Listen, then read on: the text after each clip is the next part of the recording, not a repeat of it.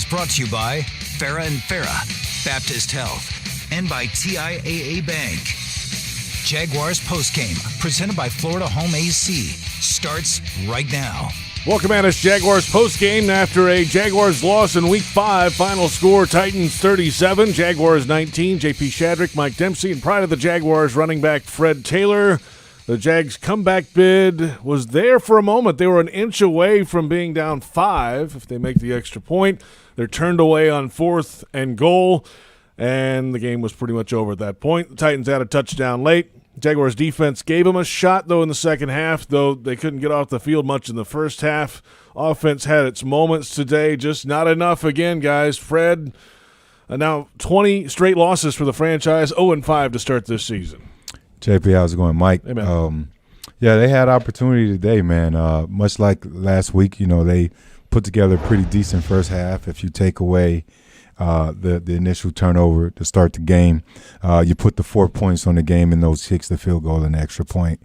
And if you don't miss that field goal before the half, then I'm pretty sure, I don't know if the Titans will get that 3. So my charting had us leading 17-14 if all things are going the way they should have. But unfortunately with this team, just can't find a way to get on that page.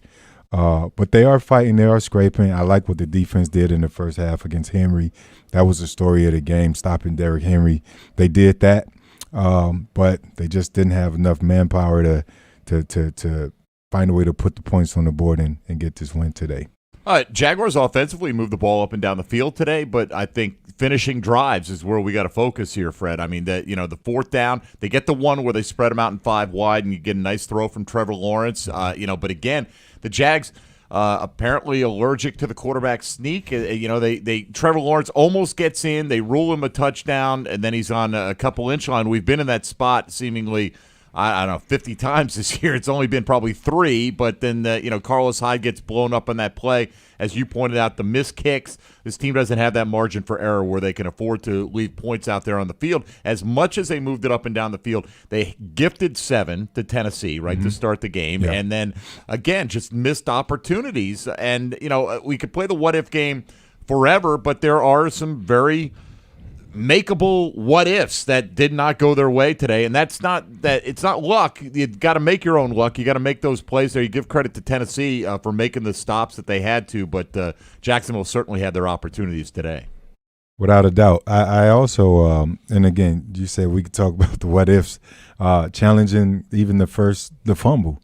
At least throw the red flag out. The first play of the game, I'm challenging that regardless. I don't know if it was a catch, but that was me looking from my angle. It was bang, bang. You're right. Maybe you get away with it, right? You have to try. I mean, this is start the game. What are you going to do? You can't use 2 timeouts in the first quarter at Houston. That's not going to hurt you or kill you today. You're fighting, you're scraping for your life. Do anything to win the game. I mean, whatever it is, from calling the plays, throwing the flag out, this desperation time, you got to give it a shot. The Jags certainly can't complain because on the one play, Trevor Lawrence, they flagged the defense on Tennessee for a 15-yard personal foul. When the replay showed he was clearly still in bounds, it was a good play by Tennessee. But, Fred, your opinion, your perspective, when you watch that replay of Tannehill and what was initially ruled a fumble, at least they let it play out, right, and then they ruled it incomplete on the field. The ball was on his fingertips, but it certainly didn't look like he had control of it before his arm pushed it forward. What did you make of that replay? I thought it was a fumble. I did too. I didn't expect them to overturn it. I think that good teams are going to get those breaks. And right now we're not getting those breaks. Much like even Trevor Lawrence in the goal, the stop there, at the goal line to lead to the 4th down. I thought that could also been inconclusive enough to give us the touchdown right there. Yep. But again, it's just not a good team, and you're not going to get the calls majority of the time. Fred, James Robinson, 18 carries, 149 yards, a touchdown, including a 58-yard run, his career long and his career best yardage day to day. But he wasn't in there on 1st and goal at the 5. You're familiar with a story like this, I'm sure. Of course, yeah. A few times I had to trot to the sideline, look back like a sad puppy. It's tough, JP, because on one hand, I see him go 5 wide right there. The quarterback draw, I thought they would do that the first time they went 5 wide. on both opportunities, they go in there, they find a way to score. But much like what Mike was talking about, I'm wondering if they are allergic to the QB sneak. He's a 6'6" guy. He's pretty strong, athletic. He can move in there. There was a gap right there on the left-hand side in the left A gap that I thought we could have slid in there and scored. But they just got to go back, watch this film, man, and, don't try to do too much. You simplify the game, run the ball. They started out running the ball great, effectively, somehow went away from it. He had 11 carries for one-on-one in the first half, 7 for 48 in the second half. I don't know what caused them to go away from it because Tennessee Titans defense aren't very good, and they had some lanes in there that the team just can't outcoach herself a lot of the time. Let's come back. Plenty ahead. We are awaiting the first word with head coach Urban Meyer after the game today. Final score, Titans 37, Jaguars 19. The Jags now 0-5. The Titans in first place at 3-2. And this is Jaguars Postgame presented by Florida Home AC on Jaguars Radio. Are you suffering from shoulder pain? If you have clicking and popping in the shoulder joint, persistent pain that intensifies with use, an inability to lift your arm over your head, or a tingling, burning sensation in the shoulder, elbow, or wrist, waiting to see a doctor could make your injury worse. Baptist Health and Jacksonville Orthopedic Institute have innovative and effective treatment options available right now to relieve your pain and restore your mobility. Don't wait. Call 904-JOI-2000. At Tropical Smoothie Cafe, one taste and you're feeling good now, smiling wider now, seeing brighter now, bucket dunking now, namasteing now, popping a wheelie now, living lighter now. You're on Tropic Time now. And on Mondays, try our Jaguars Duval Delight Smoothies for $2.99. And you're roaring louder now, end zone dancing now, sipping spirit now. You're on Tropic Time now at Tropical Smoothie Cafe. Hey Jaguars fans, are you ready to talk some trash? Well, nobody talks trash quite like Waste Pro, the official waste service and recycling partner of the Jacksonville Jaguars. Specializing in residential and commercial solid waste and recycling collection, processing, and disposal, Waste Pro is equipped to handle all your recycling and garbage removal needs. For service, call 904-731-7288. Waste Pro, caring for communities and caring for Jacksonville. Brooks Rehabilitation is looking for exceptional nurses who want to work where miracles happen. They're hiring for RN, LPN, HHA, and CNA positions across their inpatient, skilled nursing, and home healthcare settings. Brooks nurses serve as leaders, advocates, change agents, and care coordinators for their patients. They offer flexible schedules, career advancements, and continuing education, competitive pay, plus bonuses, shift premiums, and sign-on bonuses. Apply now at brooksrehab.org/nurse-careers.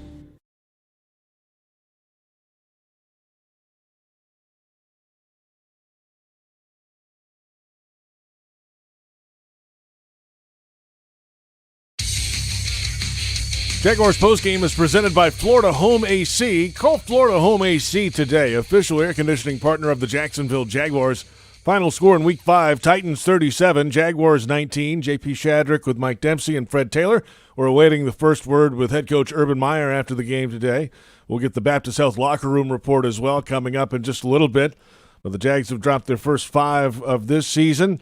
The running game was there in spots today. The defense struggled in the first half to get off the field, but in the second half gave this team an opportunity after that long drive to open the second half. Then they had 3 consecutive drives where they forced punts and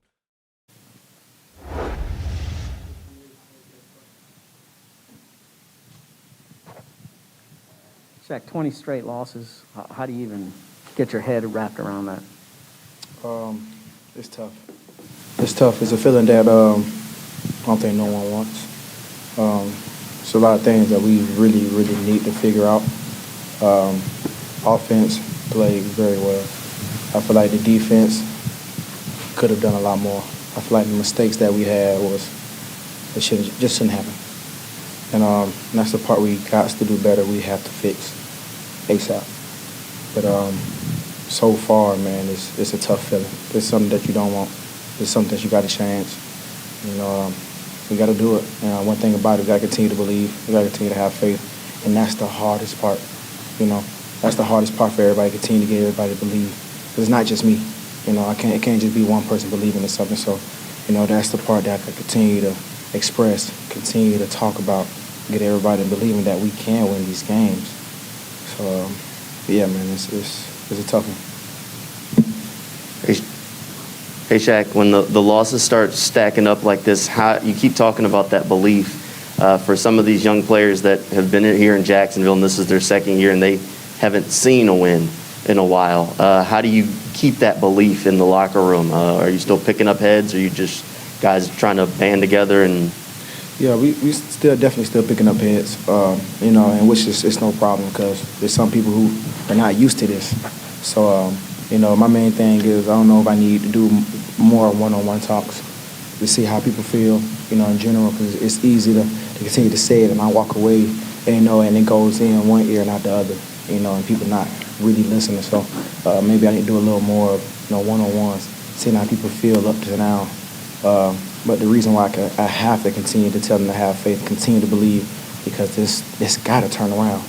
And when it does, I don't need anyone delaying us from anything that's in the future when it comes to winning. So I need everybody to continue to believe and have faith because it's bigger than any individual on this team. And that's changing this whole organization. That's getting this city back to where we need to be. So I'm not going to stop that. I'm not going to change that. I'm going to continue to give whatever I have, my whole body to this game, and whatever it takes to make sure we get this turned around.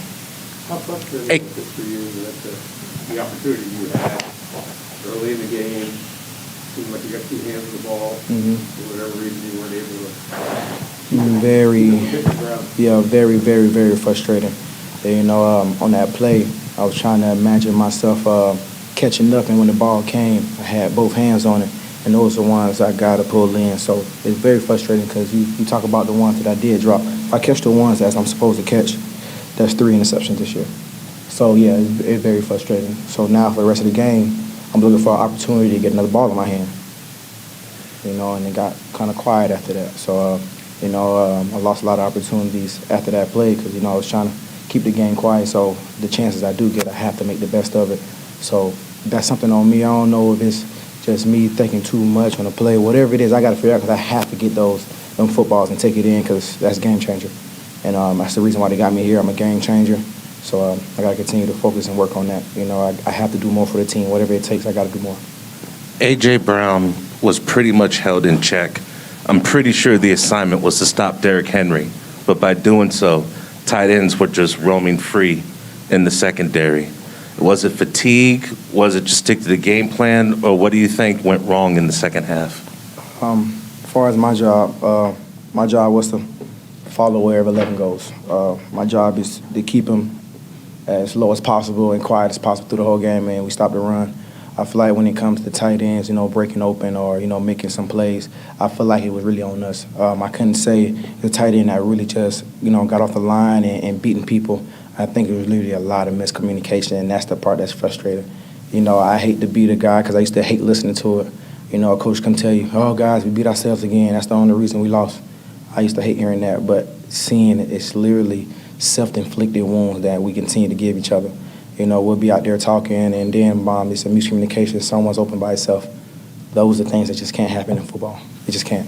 After a while, that have to stop. Miscommunications have to stop. Ain't no reason, first-year guys, second-year guys, it doesn't matter. That has to stop. You've been doing it long enough, you're not young anymore.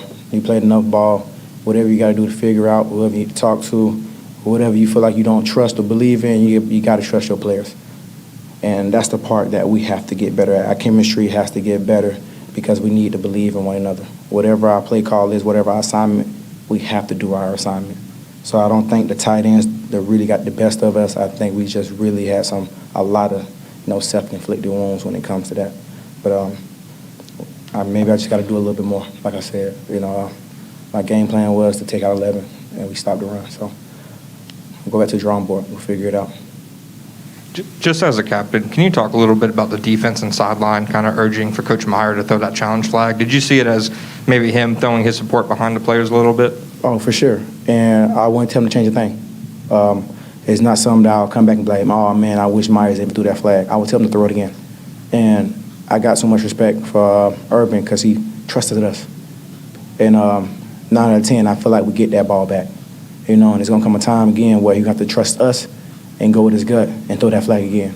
So that shows a lot, from Urban and to trust us to make that call. Because we in the defense didn't get mad and nothing like that. We went back, tried to make a play, and keep it moving. But that's trust, and we need that. Because there's going to be opportunities in the game where he throw that flag, we get that ball.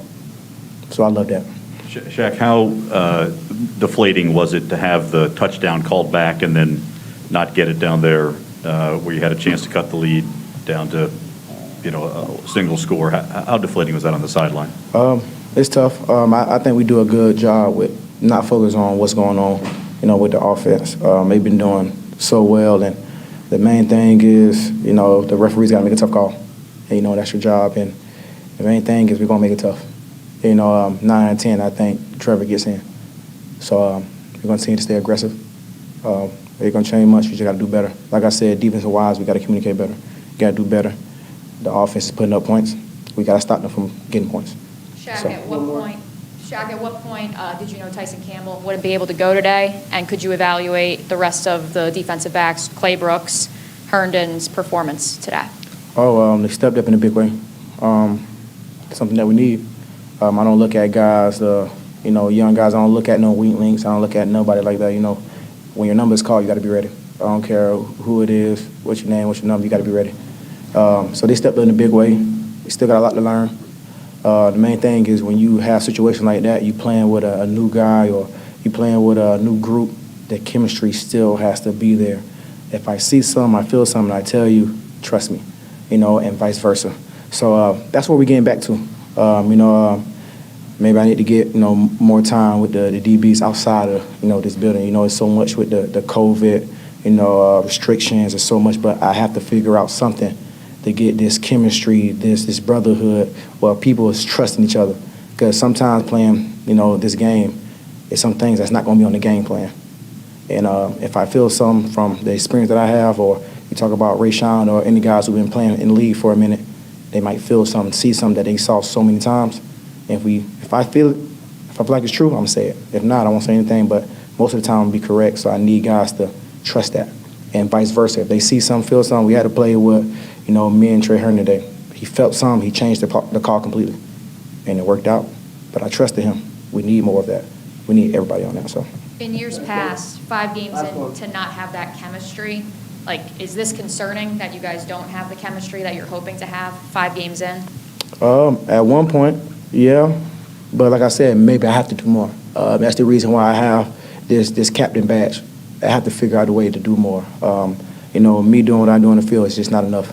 So I'm going to put it up on myself to make the changes, get the guys to believe a little more, have more faith in us, in each other, and we'll get this turned around. Appreciate you guys. Thanks, Shaq.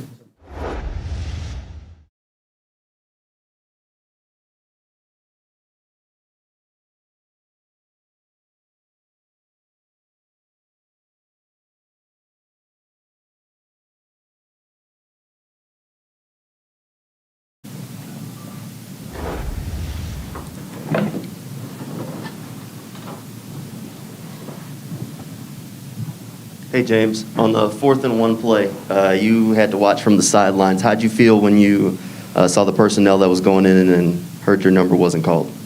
I trust my teammates. I was hoping they were going to get in. I thought Trevor got in, honestly, but, like Shaq said, 9 times 10, he's going to get in. But we just got to go with the play call, and whoever's in there got to just execute. One of your best days today, 100-plus yards on 11 carries by the first half. You were pulling across from tackles, east and west. What was working for you today?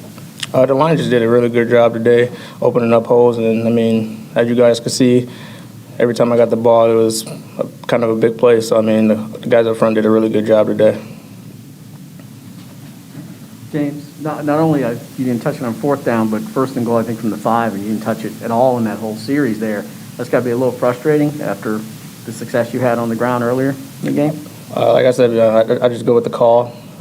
Whatever's called, I just go with it, and we just got to be able to execute. I trust my teammates to get the job done, and, that's just what it is. 20 consecutive losses. How do you wrap your head around that? You can't wrap your head around that. We got to find a way to win, and, I mean, we're a really good team. I mean, obviously the record doesn't show, but we got a lot of great guys in the locker room, and we just got to find something that's going to work for us. Anyone else?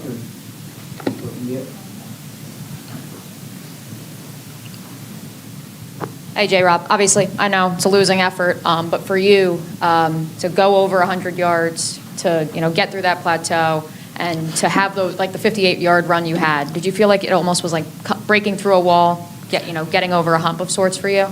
I mean, yeah, from the start of that play, I mean, I didn't think it was going to be a big play, but I just kept my feet moving. And like I said before, the guys up front made great blocks, and it was just up to me to keep going. I couldn't just stop. Do you feel like this offense has hit its stride? Is this, this is what we can expect from this offense? Yeah, I mean, you guys can expect a lot more. I mean, we should have scored in the red zone. And, I mean, like I said before, we got a lot of great guys in the locker room and a lot of great guys on offense. And a lot of guys can make plays, and we just got to score more. James, we've heard several players say in recent weeks, along with Coach Byer, about how close this team is.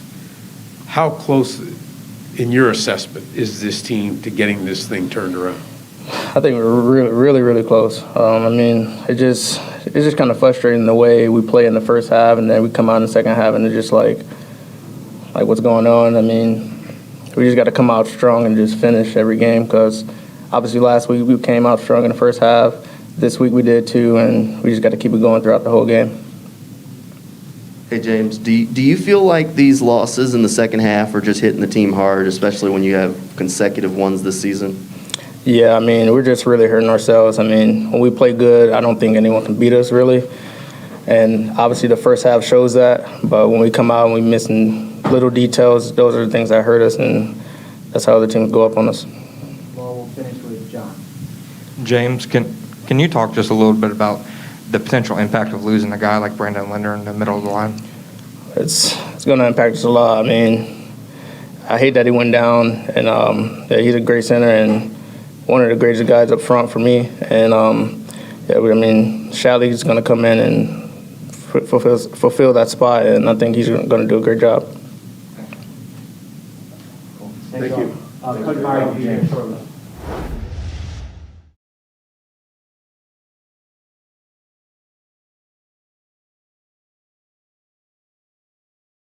Here we go again. We got to go back on the field now. And those fourth down stops and missed field goals and missed extra points, for the most part, those are just as bad as turnovers in my eyes. I treat them that way. So it's frustrating for me to try to figure it out, The best thing I can do, man, and I'm always this way, optimistic Freddie. I root for him, man, and clearly I can see that they're doing some good things, and I think the coaches got to also watch the film and pull out certain plays and situations and say, we can coach a little bit better in these situations to give the guys better opportunity to do better things. But it's going to take a certain effort from everybody, in those meeting rooms and in the locker room and, everywhere else in this building. Let's take a look at some of the defensive performances today. Josh Allen, 7 tackles, a half of a sack in this game. Devon Hamilton, with a lot of running coming from Tennessee, had 7 tackles in the middle of the defensive line. Caleb Onchesa might have had his best game as a pro. 6 tackles, a sack, nearly a sack fumble later in the game. All around the best day, I think, Fred, we've seen from the former first-round pick. Without a doubt. I cut you off? No. My apologies. No. Yeah, playing both sides, left end, right end, just getting after the quarterback against a Tennessee Titans team that hasn't been good in pass protection. They started the season off against the Cardinals. We're going back, looking at, I think the one tackle gave up 5 sacks. Right. Yep.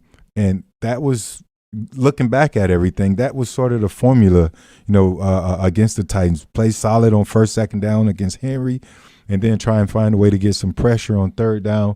Tannehill create some turnovers. A lot of it didn't happen, but Chason, I agree with you, most definitely had his best game as a pro. He has to look at himself in the mirror and say, I'm capable of doing this. I want to build on it and try and get after the Dolphins next week. Right, that's a great point. Don't be satisfied with a breakout game. Start to build that, because you're a first-round talent. Right. now go and show that more consistently. Dwan Smoot also a really good game for him. He's just an unsung player for this football team. He looks better in that 91 too. Doesn't he? I don't know right? if that made him better. I don't know if it but did. He looks better. A sack and a half today, and of course, Chason is like an inch away from having 2 sacks with the forced fumble, and should have been 2. Again, they did ultimately get the stop on that drive, but when you get that turnover and you force it, I feel like that's a momentum play, right? Instead of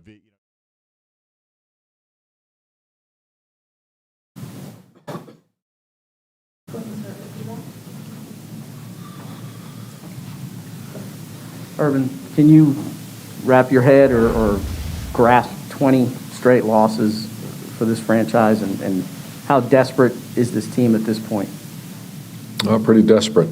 Desperate for a win, desperate the way they go to work each day, each week, desperate for a win. And, we can't worry about the past, worried about the future, and trip to London and try to get a win. Guys are, some guys are playing their tails off. And, but yeah, we're desperate for a win.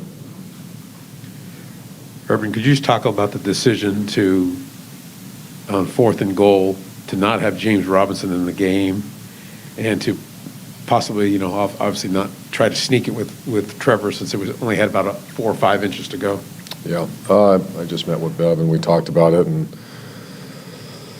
I don't micromanage who's in the game. I should have, James was running really hard, but so was Carlos, and I got to go find out if something was dinged up with James on that situation. And the quarterback sneak, he's not quite comfortable with that yet. We've been practicing that. I know that might sound silly, but when you've never done it, it's something that we need to continue to make that, so you can make that call in that critical situation. 8.2 yards a carry is what James Robinson was averaging today. Kind of shocking to see him not get the touch on the goal lines. But the tight ends for the Tennessee Titans were roaming free, big bombs. Did the game plan involve stopping Derrick Henry or keeping A.J. Brown in check? Well, we had a late Tyson was unable to go. He practiced in limited capacity throughout the week. And so we matched up Shaq with A.J., with Brown. And then the tight ends, we had some mental errors, missed assignments. You certainly anyone who plays the Titans, your focus is going to be stopping Derrick Henry, because that's game over if you don't stop him. And for the most part, they did a decent job. We did a decent job. But, yeah, there were some plays we gave up. And the third downs, we just couldn't get them off the field. Coach, you've seen consistent improvement from the team each week, but the wins still aren't coming. At what point do you have to go back to the drawing board and start really evaluating everything from top to bottom? We're there. That's my job to do that every day. I see a group of warriors. I see a group of players that I love to death. I see a group of players that are spilling on the field, and we're not getting it. We're not closing it out. And from the Cardinals on, Cardinals, Bengals, and this one, we go down and score. I'm waiting to see Trevor get the ball in his hand with the chance to go win the game. I thought we were going to have that at Cincinnati, and then that penalty, and we couldn't get off the field. And then similar situation today. If we score in that, we score there. Our defense really stiffened up near the end of the game and played high energy, got pressure on the quarterback, stuffed the run, and we didn't slam it in from the 1-inch line or 2-inch line. It's Trevor Lawrence is a warrior. He's love that guy. We all do. That guy is a competitive. He's going to be great for Jacksonville. Urban, do you have an idea of the extent of Brandon's injury, and emotionally, how devastating is that to see him go down right there? Yeah, he's like a son. He's everything this team stands for, and it looks like it's not as bad as when they first thought. It looks like ankle and MCL, and we'll know more, and I'll update you this week. Coach, this can you speak about why there have been so many communication problems in coverage with the secondary? Look like you're playing man, and then look like you're in zone, and look like you're in there at the same time. Yeah, there was I kind of asked that same question on the sideline, and we got to get that corrected. I see the same thing you see, and I see a defense that's at times plays outstanding, elite level football like the first half against the Bengals, the latter part of the game, the one we just played. But then we're putting pressure on the quarterback, and the guy was wide open. That was a miscommunication, and it was man coverage. And the guy didn't cover his man. It's that simple. Kind of building off of that, Urban. Miles obviously exited the game later, but did he have, so part one, did he have the green dot at the start of the game? Part two, what did you see from your linebacking core over the course of this game? We have been evaluating that because Miles plays three positions, in the three different nickel, dime, base, nickel, dime. And it's, something we've been working on, and he played his best football. We just did some research, is when he plays best when he doesn't have to make the call. And so we gave it to Damian and then also Rayshawn. And so you're right when you saw that. Was there then some confusion, do you think, because you had two guys out there making the calls? Two different guys, I should say? I don't think so. I think that's a question I'm going to ask, and you're certainly welcome to ask that as well.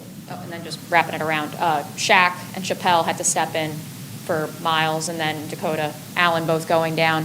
What did you see from those two young guys in the linebacking core? I'm sorry. The two young guys, Shaq Quarterman, Chappelle Russell, linebacker.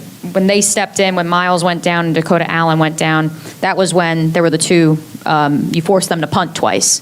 What did you see from those two young guys? I love those guys. I see it on special teams all the time. I'm very involved with the special teams, so I'm with them constantly. I'll watch the film. I just saw what you saw. I wasn't that knee-deep in the calls and all that. We were getting ready to go on offense. But those are good players and great people. Hi, Coach. So Trevor Lawrence seems to be getting better every game. He had a 58-yard pass today. Can you speak to his progress? Yeah, he's awesome. We all are, the 904, we all are waiting for that. Our teammates are waiting. It's just to give him the ball with a chance to go win the game, because I think he'll win it. And his practice habits, his toughness, his leadership, he's getting better each week, like you said. Urban, how emotionally draining was this week for you, considering what happened, and did you see any of that impact any of the players at all today? I didn't. You could ask them. I apologize earlier in the week, and players had a really excellent week of practice and put ourselves really in position to win a game at one point.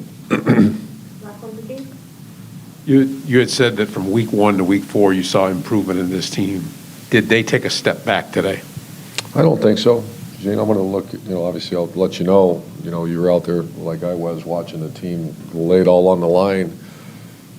And you look up there and the score was, we punched that thing in, which the original score, they said it was in. And you're within striking distance to go win a game. Thank you. Thanks, guys. Trevor will be in.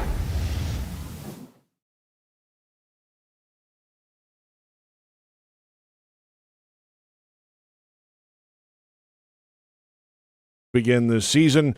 Caleb Chason with his best outing of his career. 6 tackles, a sack, and nearly a sack fumble in the game as well, and a pretty good day overall for him. The Jaguars, though, just fall short. Some key moments early in the game didn't go their way, and then trying to claw back late. They were stopped right around the goal line in the fourth quarter, and just couldn't claw back in the later stages of the game today. 37-19, the final. The Titans now get their 4th consecutive win over the Jaguars, and now 8 of the last 9 have gone to Tennessee as well. And the Titans have kind of run this division the last couple years, and they're off to a start now. They didn't get off to a great start this year, the first week or so, but they've kind of found their way through. They're 3-2 and in control of the AFC South at the moment. The Jaguars are trying to find a way. Trevor Lawrence today, 23 of 33 passing, 273 yards, a touchdown, and the interception came on the final play of the game, throwing towards the end zone. Kevin Byard, longtime safety in Tennessee, gets the interception. And what did you think overall of Lawrence today, Mike? Well, I thought he had some good moments out there today. I think he's missing his field stretcher. I mean, obviously, when you only complete 2 passes to your 2 primary wide receivers, it's not the best possible day you could have. Very impressive on that 5-wide 4th down throw at the goal line. We all hate that goal line fade, but that seemed like a high percentage pass the way he made that. So continuing to use his legs a little bit here. Had some balls batted today or got rid of it as he was getting hit, and so you had a couple of balls kind of flutter up in the air a little bit. But overall, with the exception of the final play of the game, played a turnover-free ball game once again for 59 minutes and 50 seconds. So I think another good step in the right direction. Still using his legs some as well, Fred. Yeah, I'm glad they're incorporating some of what we saw him do in college. But just an amazing kid, amazing talent. My expectations for him is that he's going to get us back in the playoffs at some point. And when he's no longer a rookie, he's going to also be able to, audible out, and when he recognizes those opportunities, 4th and inches at the goal line, being able to, override the call from the sideline and call it in and score himself. So all that's going to come with trust from the coaches and him, maturing as a player, being able to say, hey, I'm the leader of this team. Everything's going to go through me, which it is. I got to make these calls, live or die with him. So I'm impressed by him. Not overly impressed, JP. Let me correct that. Right. But from all the tangibles, the tools, everything that I've seen, I think he's going to be a great one. Yeah, there's obviously room for improvement, but he's lost some of his offensive line now, lost some of his playmakers. Yeah. Even before the season started, you lose ETN here. But his feet, look, nobody wants to see Trevor Lawrence get hit. But, Fred, they don't have a lot of quick strike weapons on this team. So Trevor Lawrence, part of his game is running.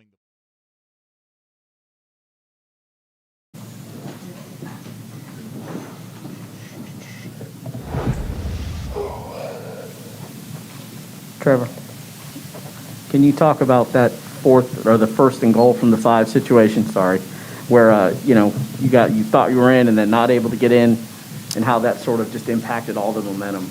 Is the 3rd and goal there? Yeah, that whole sequence, 1st and goal, and James doesn't touch it, and then you get in but don't get in, and how that just kind of sapped all the momentum. Oh yeah, it was that was tough. We score there, and defense goes back on the field, gets a stop, get the ball back to go win the game. We had just a couple. I barely missed LaVisca. I think it was on that drive down the red zone. He ran a great route, had him in the end zone. Went to one hand. Got to give him a better throw there. And then, I thought I got in. They reversed it or overturned it, whatever. Got to play the next play. And you think about like 4 inches. Just, that's tough. You want to be able to punch that in. And weren't able to. Obviously Titans did a good job there, but that's disappointing for sure. Week by week, your progression is getting better. You've looked more comfortable on the field. You're definitely producing. What exactly are you seeing different now that through 5 games you're getting more comfortable with the game? And how big is the impact of losing your center on a game and a day like this? Yeah, I mean, it's tough. Brandon is a great player, great person. Love being on the same team as him. He's just the kind of guy you want. That's fully committed, all in. Guy that's I think this is his 8th year, so he's an older guy, but is just so committed to this team and turning it around, and won't find a better guy. So I don't know the extent of the injury. Hopefully, we're optimistic. Hopefully it's not too bad. It's not season ending or anything like that, but we'll have to see. But he's definitely one of our best players, so I hope not. But Shat did a good job coming in, being ready. He's a guy that's gotten a lot of reps, so love Tyler. He did a good job for us. But what was the first part of that question? You're seeing things differently on the field from week 1 in Houston to now. Mm-hmm. You're taking a little bit more chances, but you didn't take any deep shots. No dramatic deep shots. Why? Yeah, the way their defense is, the way their structure is, they try to take away big plays, and they played just really soft today, honestly. So we had to dink and dunk a little bit. We did a good job staying ahead of the chains. I thought I made good decisions all day, instead, except for that last play. Obviously, that was really bad. Forced that, but They just wanted to play really soft and take away the big plays, so we just drove the ball down the field little by little. We had a few opportunities that we almost connected on, and then, one shot we were taking early in the game on second down. The guy hit my arm and the ball, flew in the air, so that was one we didn't get, and then almost hit one to Marv. It was going towards our end zone, almost hit that one too. So those were two shots that we almost had. But no, it's one of those games where I think that's where I'm getting better, is playing smart. Don't force it. If they want to just bail out of there and take their shots away, then we can find stuff underneath. And receivers did a really good job getting open. I thought we were more efficient on offense. Obviously, we had some costly possessions as far as the scoop and score early, and then the 4th and 1 on the goal or 4th and inches right there. That's tough. We got to get those. But other than that, I thought we were pretty efficient on offense. So I feel like I'm seeing it really well. Trevor, going back to that goal line play, Coach just said that you guys are still working on quarterback sneaks. Do you feel comfortable being under center in that situation for a quarterback sneak, or is that something you guys are still working on? No, I feel comfortable.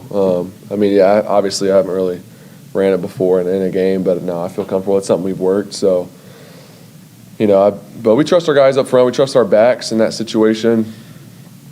Obviously, love to get in there, but if we make the play, it's like no one says anything, but it's a TFL, and that doesn't look great, obviously. So we all can get better, but no, QB sneak is always something that we can get to, and I feel comfortable with. Trevor, this is something brand new for you in terms of every week, for the most part, playing uphill. Like today, you never took a snap having the lead. How difficult is that, playing uphill, or do you just say, hey, it's the NFL and there's going to be weeks like that? Yeah, it does make things more difficult. I think we really think about the last two games, the Cardinals and the Bengals last week. We were ahead for some of that, and I thought we played better, staying on schedule. Obviously, we had some things today that got us behind, but that's just part of it. That's the NFL. Every week's going to be different. You gotta just find a way to win those games. And when you get down, 12, 14, there's so much time left. We can still win the game. And I think we really are turning that. And we all believed, and we had our opportunities. Obviously, like I said, it's a totally different game if we get that 4th and inches. I think that brings us within 5 points. I think we were down 12 at the time. So that changes the whole game, and we're in it. And then obviously look at the score. Final score looks bad, but we were right in that game and just got to capitalize, and we didn't. So that's something where you've got to learn how to win, got to learn how to pull those games out, and when it isn't easy, take advantage of all your opportunities. And when you are behind a little bit, that's just more sense of urgency as far as, not turning it over. I thought we did a decent job after the first series of that, taking care of the ball, and then just taking advantage of every drive you get. And I think we can still play more complementary, offensive and defensive. Sometimes it's defense is playing great and we go 3 and out, or we have a long drive and then they score. It's just like we got to play a little bit more complementary. You see when teams do that, they get up quick on you. So I think we're getting better, but that's something we got to improve. Trevor, how comfortable are you at this point of pushing back on a play call or a situation? Do you have the freedom to do that? I know you said you trust your teammates, but when you're down there, 4th and an inch, and James isn't in the ball game, and it's just a lot of surprising aspects to that particular play.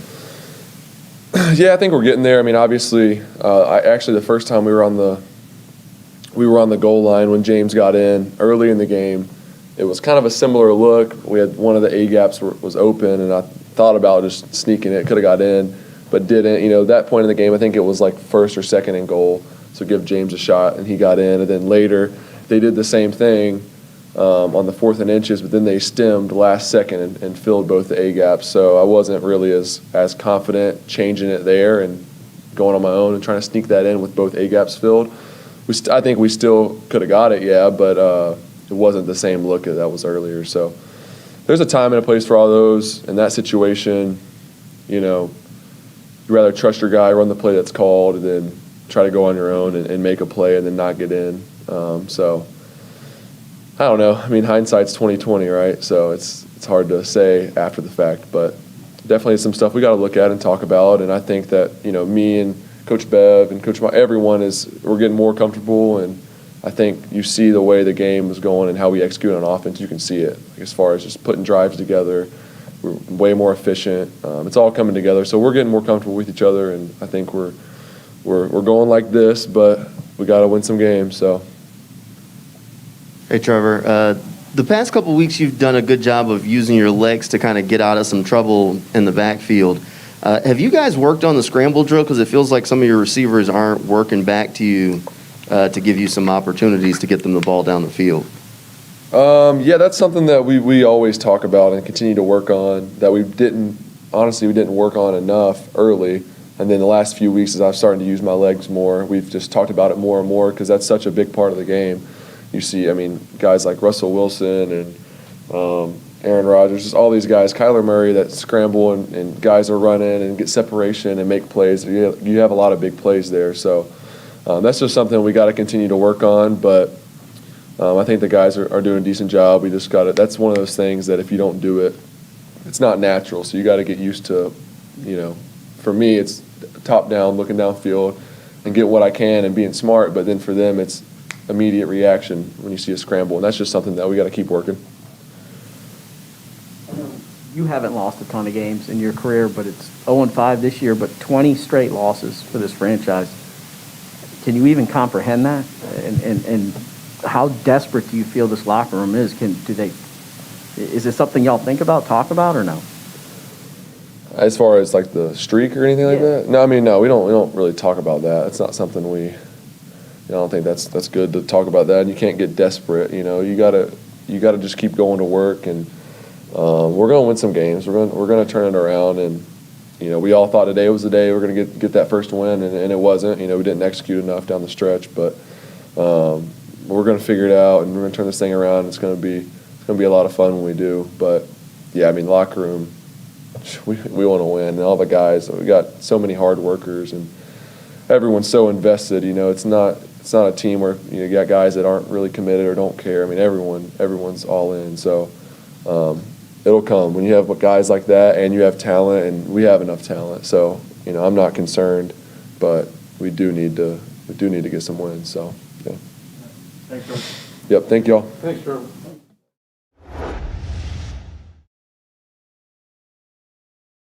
Policies have no fine print and no military service restrictions. We don't work on commission. We're nonprofit, so we pass the savings along to our members. Because at Navy Mutual, our highest commitment is to you. Visit NavyMutual.org. Navy Mutual, ensuring those who serve. Humanity has accomplished a whole lot so far. We created penicillin, the automobile, and the internet, not to mention drones, duct tape, and the hot dog. It's all thanks to the power of human connections. And RingCentral's here to make that even easier, more seamlessly and securely, on a platform built to grow your business. Say hello to a whole new way to say hello. Visit ringcentral.com and say hello to possibilities. RingCentral. Message, video, phone, together. Hey Jaguars fans, tired of being late to the game because you're still stuck in traffic or circling the block looking for a place to park? Next time, join thousands of other Jags fans who already know the smart way to get to the stadium is on the JTA Game Day Express. Express shuttles run from 5 convenient locations, including the newest location at FSCJ downtown. Tickets start at just $8 and are available exclusively on the MyJTA mobile app. The JTA Game Day Express. It's like winning before the game even starts.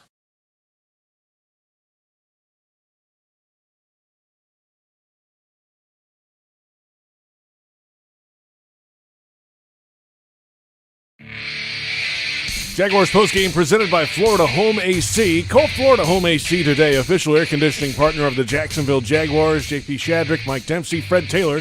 A 37-19 final. Titans win it in week number 5. Time now for the Jaguars Radio Network Player of the Game voting. I usually explain how the voting works, but I think it's a slam dunk today. Mike, you want to get us started? Yeah, I think it probably should be.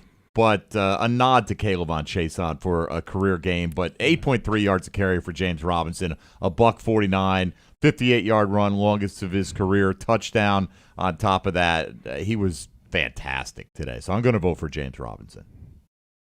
I'll vote for James Robinson as well. A career-high yardage day and a career-long 58-yard run. He doesn't have that breakaway, take-it-to-the-house extra gear that you had, Fred, but it was his longest career run. He does have a little more quickness, it looks like, this year. He said he's tried to work on that in this past offseason, which is a good thing, but it was his career day. So I'm voting for James Robinson as well. Same, I echo everything you said. A nod off to Caleb Vaughn. I thought he played outstanding. JR, man, his best asset is his vision. Man, he can find those holes, and when he does, he's downhill. I wish I can give him some speed. Well, some speed I used to have. Yeah. But the way he finishes the runs, he's downhill, his jump cut ability, just amazing. The 8.3 per carry can definitely build on that. So he's my vote for player of the game. If you had to run the 40 right now, Fred, what would your time be? Stop Come on, the Fred. conversation. Come on, Fred. Right now, like today? Right, like if we walked in the hallway. Or if you gave me a few weeks to get my if stuff we walked together. on the field right now and from the goal line to the 40. He gets a stretch, right? And, well, you can, and yeah, change I mean, into what are you, Warm appropriate? up. Cheetahs don't have to stretch. Well, I don't know if he needs to lather be up, running do in all a pair that of good pants, stuff. man. I don't know, JP. It'd be sub 5.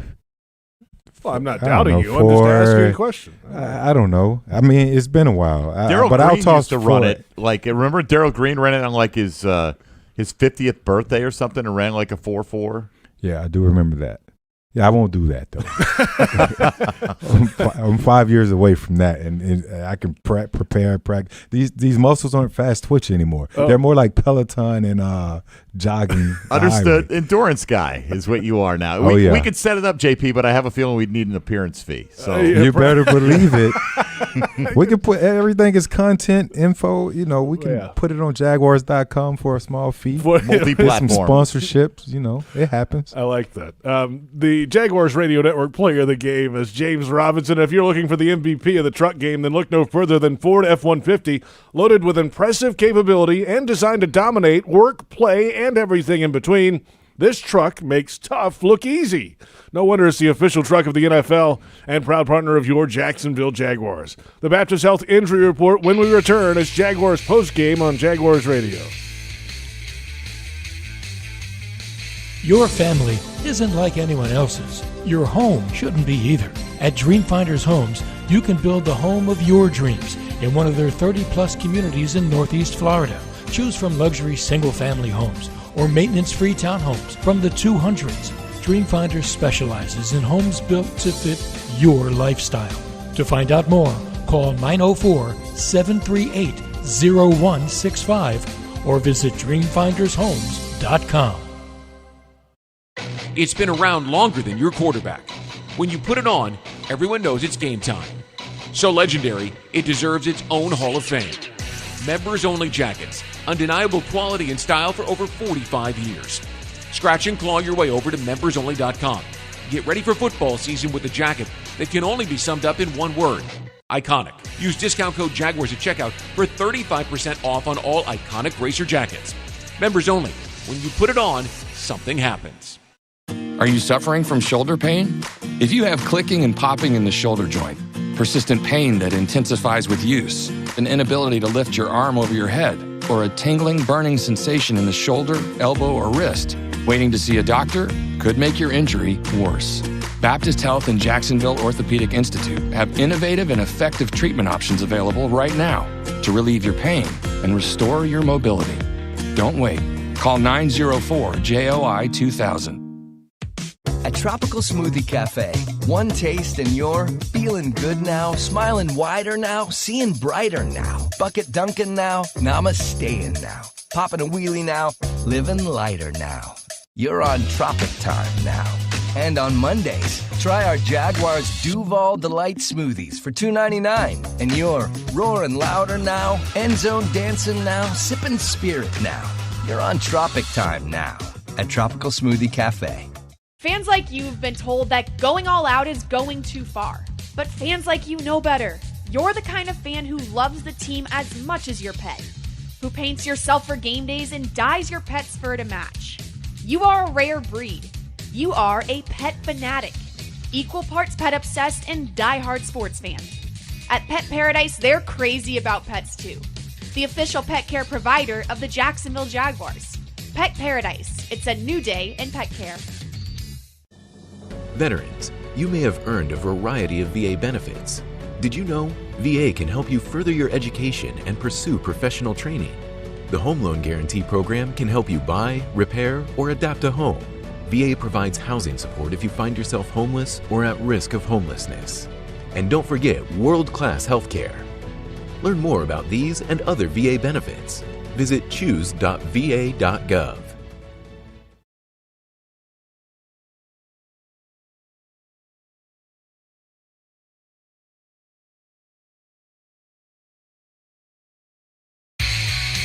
Welcome back. Jaguars postgame presented by Florida Home AC. Time now for the Baptist Health Injury Report. Baptist Health, changing healthcare for good. Well, you heard it from Urban Meyer that, at least at first glance, it's not the worst-case scenario for Brandon Linder, who was carted off the field with a knee injury. So that's the positive. Let's see the results of the ankle issue and all that, but an MCL for Brandon Linder. He said no surgery needed on the knee part. Let's hope for the best for Brandon. It adds, I mean, he's had a bunch of nicks and more than the nicks throughout his career. But it adds to a list of guys now, Mike and Fred, that they've already lost A.J. Cann for a little bit. DJ Chark's gone for an unspecified amount of time. Here goes Linder. Fred, that's starting to mount up a bit. Yeah, it does. It does. And this is, it's the NFL. Unfortunately, injuries are a big part of it. The positive signs, though, and what Coach Meyer said is that it's not going to require surgery. Thank God for Linder. And those MCLs, big guys like that, typically the time is 4 to 6 weeks.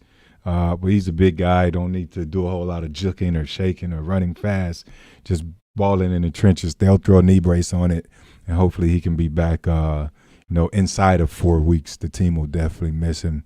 Whatever time he's out, but hopefully it's shorter recovery than the latter part of it. Yeah, we saw Barch has done a pretty good job this year, and I think Shatley's fine. But, I mean, now you're getting to the point where there's very little depth behind these guys. So if you get any more injuries, that's really what's going to start to pile up. And, again, I really thought we saw the impact of missing DJ Chark out there today. You just cannot replicate his speed with the guys that they have on the field. And I think that defenses are just going to go in saying, I'm not going to get beat by Marvin Jones and Laviska Shenault. Right. They took those guys away for the most part today. And, it's tough when you don't have a breakaway threat really in the backfield and you got to dink and dunk your way down the field. In today's NFL, it's tough to put up the kind of points you need to stay competitive. Yeah, not a lot of 11, 12, 13 play drives around the league. They're, 4, 5, Everybody's 7, got 8. 2 or 3 quick strike That's right. drive out there when they're winning football games. That's right. We got the long run out of James Robinson, but, going to have more of that. Right, and it does help, Mike. At one point in the game, I looked up, saw 9 guys in the box to try to stop Derrick Henry. Mm-hmm. And just going back, in weekly preparations, if I'm seeing no DJ Chark on the sideline, I'm not thinking about calling a double team on certain defenses. So that's an additional guy I can put in the box to stop your main threat, which is right now James Robinson. Well, if they did that, Fred, they didn't do it very well. Yeah, but they're a bad defense. No, you're right. The Titans' defense, this is probably the worst that their defense has been in the past 3 years. They're a bad defense.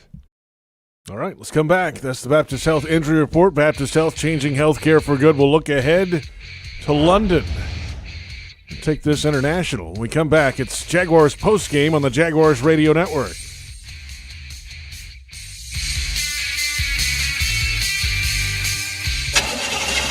That sound is every driver's worst fear. How much will the repairs cost? Is it your engine, your transmission, or worse? A car breakdown could cost you thousands to repair, but not if you have CarShield. CarShield administrators pay your claims directly to the mechanic or dealer of your choice, saving you time and money. Call CarShield today before your next breakdown. Call 800-471-1223, 800-471-1223. It's a force that can't be contained, propelled by purpose, pride, and the power to protect. When winning isn't just the mission, it's your passion. You pursue it. You make power plays. You pick your team. At Farrah & Farrah, we deliver game day energy 24/7. Jacksonville. Jaguars fans, here's a great way to pay with pride wherever you go. Exclusively from TIAA Bank, the Jacksonville Jaguars Visa debit card comes with a fierce look and fantastic features, along with the convenience to make purchases online or at millions of locations worldwide. And it's yours, free, when you open a Yield Pledge checking account. Order yours today. Visit TIAABank.com/JagsCard. TIAA Bank is a division of TIAA, FSB, member FDIC, and the official bank of the Jacksonville Jaguars. Are you suffering from shoulder pain? If you have clicking and popping in the shoulder joint, persistent pain that intensifies with use, an inability to lift your arm over your head, or a tingling, burning sensation in the shoulder, elbow, or wrist, waiting to see a doctor could make your injury worse. Baptist Health and Jacksonville Orthopedic Institute have innovative and effective treatment options available right now to relieve your pain and restore your mobility. Don't wait. Call 904-JOI-2000.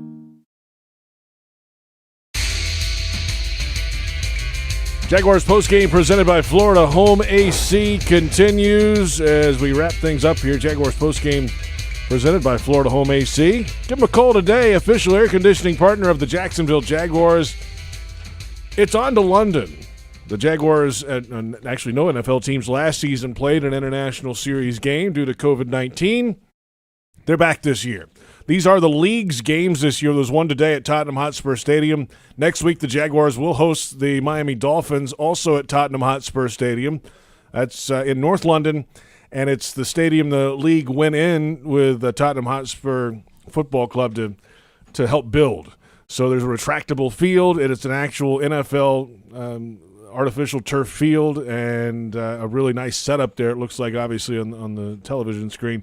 So the Jags will play there, and they'll play the Dolphins, and they'll take a 20-game losing skid and 0-5 to start this season over to London, unfortunately, Mike, to try to snap it against a Dolphins team that has their own issues. Well, they do have their own issues, right? And they may have Tua Tagovailoa back, Fred, but if he comes back, is he going to be rusty? A Jacoby Brissett-led offense shouldn't scare you that much in today's National Football League. They don't have a great ground game either. They've had lots of injuries in the receiving core, and that's just on the offensive side. Tom Brady just eviscerated that pass defense today, and they have a good pair of corners there as well, Xavier Howard and Byron Jones, and Brady made him look silly. He does that to a lot of teams, but I think there's an opportunity here for the Jags to do something in the passing game, and I don't think Miami's offense is, by NFL standards, all that threatening. So the Jags need to bring their A game across the pond. The time's running out to stop this losing streak before it reaches league record levels. Yeah, I think they'll, and I'm not just saying this. Most of the time I'm optimistic, and I'll just say we're going to win. I'm all in. We're going to win. But I really think they're going to win this game. I think they'll, with the way the defensive line played today, they have the ability to get after Jacoby Brissett. He just threw checkdowns all day today. Looking at the running backs that they have 15 targets, 13 catches of his 39 attempts. Just have to play sound and just get after him. But I do believe this will be the opportunity for them to come back home 1-5. Got to go snap the skid yourself, though. There aren't going to be many gifts given your way. Go make the plays when they're there, and they've left some out there today, and it's 4 or 5 plays a game, and you can say that about every game. And they haven't been able to make those plays in key moments, and it's cost them victories. Well, I'm sure the Titans, if we broke it down from their perspective, felt like they left 4 or 5 plays out there today as well. And like you said, JP, make your own luck. Go create some turnovers. Continue this pass rush that you had a little bit going on today. 3 sacks, nearly 4, and you're going to have to do something to create some more opportunities for points. All right, Fred, we'll let you stretch a couple weeks away. We'll do that 40-yard dash and, see what kind of time we have. We got to call. I'm going to go. I'll go under 6. Talk to his people, JP. I'll definitely be under 6. I'll be under 5. Under 5? Yeah, I'll be under 5 for sure. But we can't see it if we ain't got no sponsorship. That's true. Okay. We're out to everybody. Hey, if you're interested, give us a call. We'll make that happen. Have a good week, Fred. Do it on JaguarsTV.com. Yes, I love whatever that. the website is. Yes, Jaguars.com. It's a free website. Do it. Check it out. Do it. We'll talk to you. All right, guys. Fred Taylor out of here. For those on our flagship station, 1010XL, stick around. The Scoreboard Show is next, featuring NFL Network analyst Bucky Brooks. Will take your phone calls at 355-NFL-1, 355-6351 until about 6:15 tonight. Senior VP is Chad Johnson.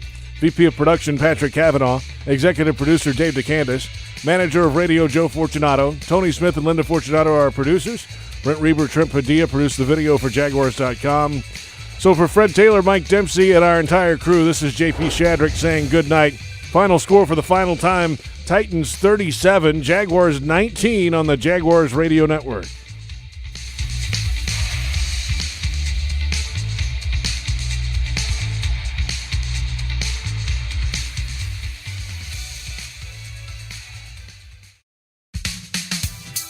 It's time for the Jaguars Scoreboard Show.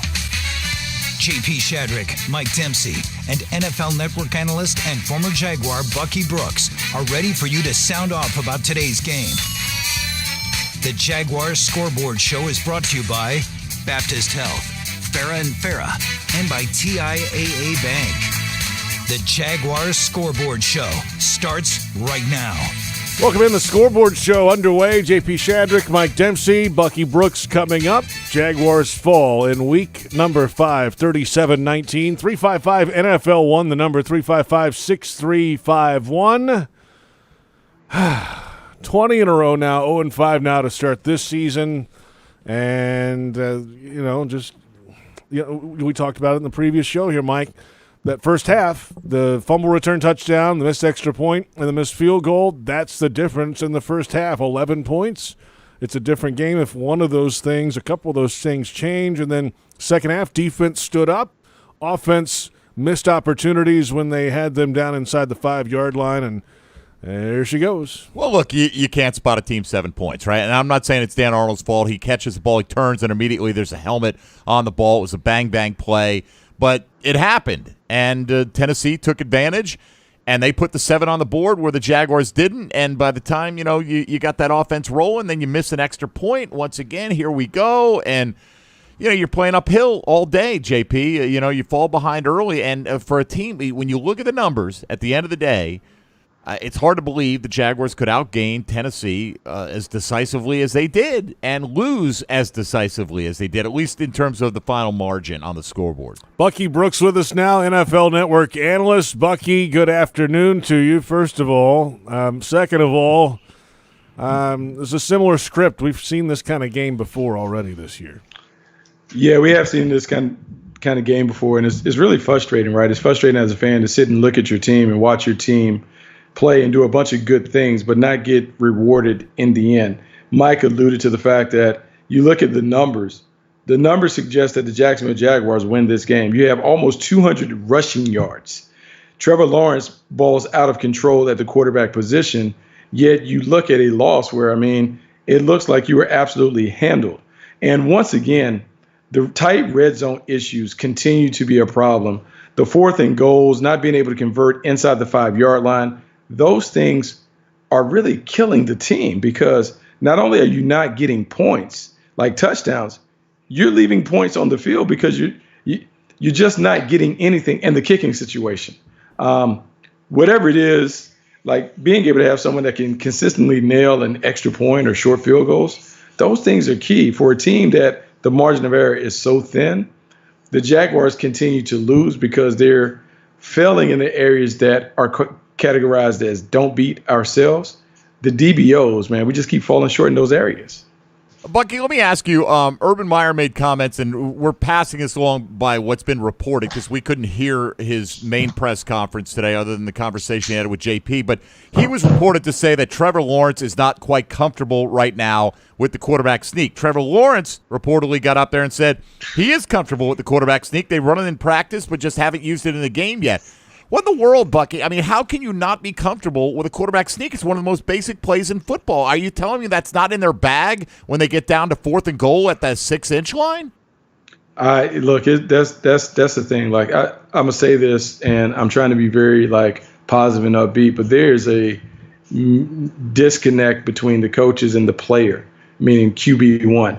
Trevor Lawrence, if Trevor Lawrence is comfortable running the quarterback sneak or doing anything else, he should have the power to be able to do those things. Like, I feel like sometimes the offensive staff wants it both ways, right?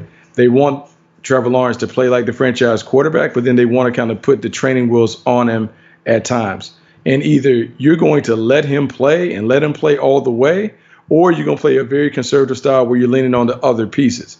I would say this: Trevor Lawrence balled, and Trevor Lawrence showed why he was the number 1 overall pick today. He made a bunch of big-time plays. He made some throws.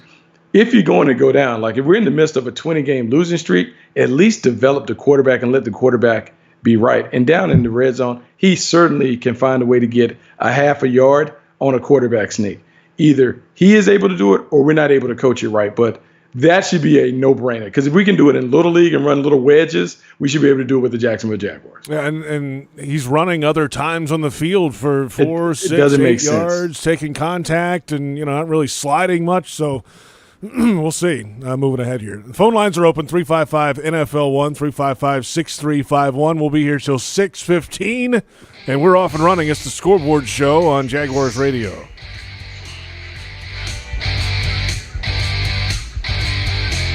Are you suffering from shoulder pain?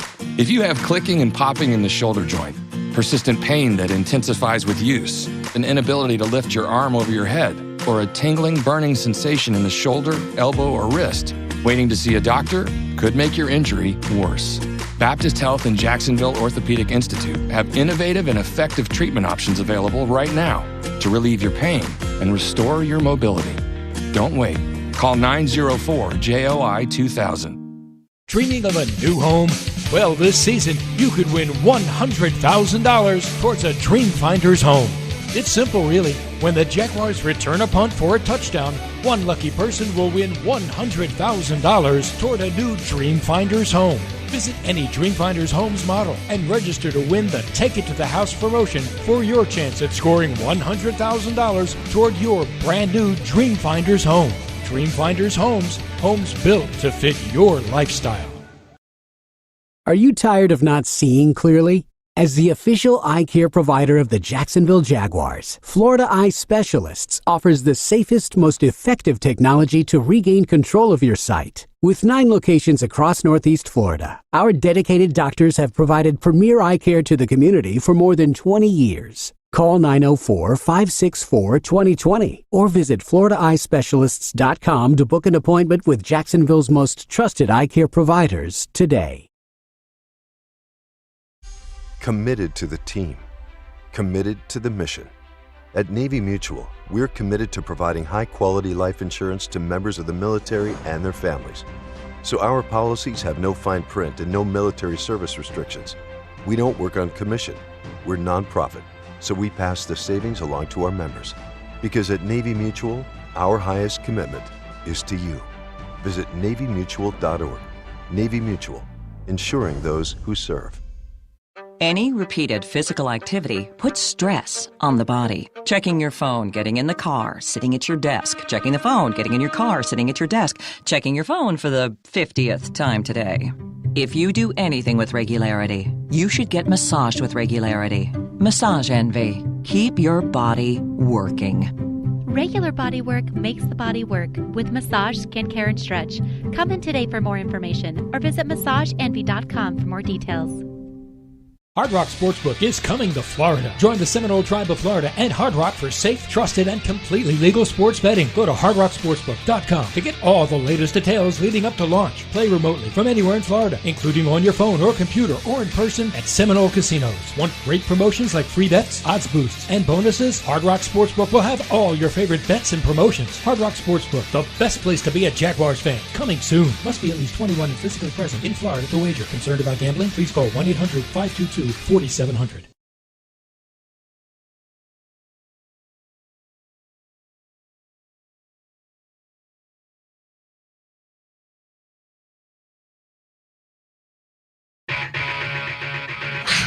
The Jaguars Scoreboard Show continues right now. Welcome back. It's the Scoreboard Show, 904-355-NFL1, 355-6351. We're here until 6:15, taking your calls after the Jaguars drop their 20th straight game, now 0-5 to start this season. 37-19 the final score, Titans over the Jaguars. And everybody's excited to talk to Bucky tonight. And They are. Well, I don't know. We'll see. Well, they should be if they're not. Assuming.